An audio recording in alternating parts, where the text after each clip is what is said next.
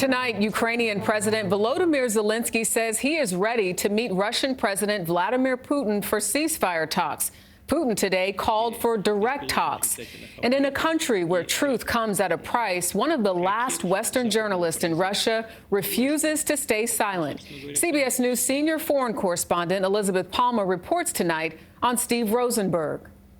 In the village cemetery, we find 24 fresh graves. Russian paratroopers killed in Ukraine. That's the voice of the BBC's Steve Rosenberg.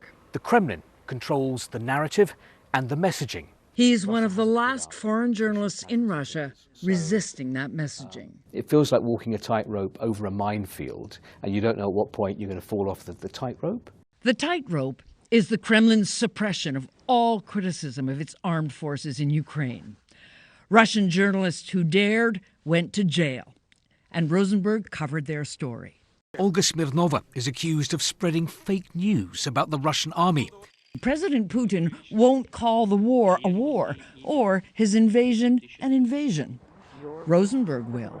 Russia invaded Ukraine in 2022. But can't you get into big trouble for saying that? I try to report as accurately and as calmly what's happening as I see it.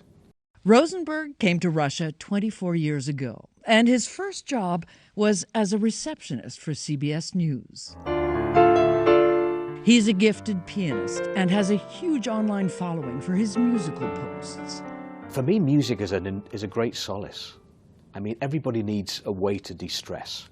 Everybody, whatever you do. And for me, it's music. As a foreign reporter in Russia, Rosenberg is often under surveillance. And once he even confronted his tail on camera. Я заметил, что вы следуете за нами несколько дней. И почему? Нет, не показалось, это точно.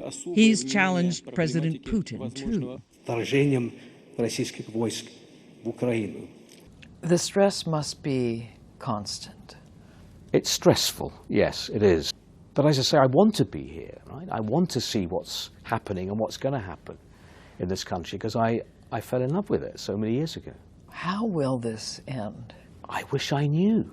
Russia is like a Tolstoy novel. It's like War and Peace, and you keep turning the pages to try to find out what's going to happen, how it's going to end. However it does, the BBC's man in Moscow wants to be here, telling the story in his own words. Elizabeth Palmer, CBS News, Moscow.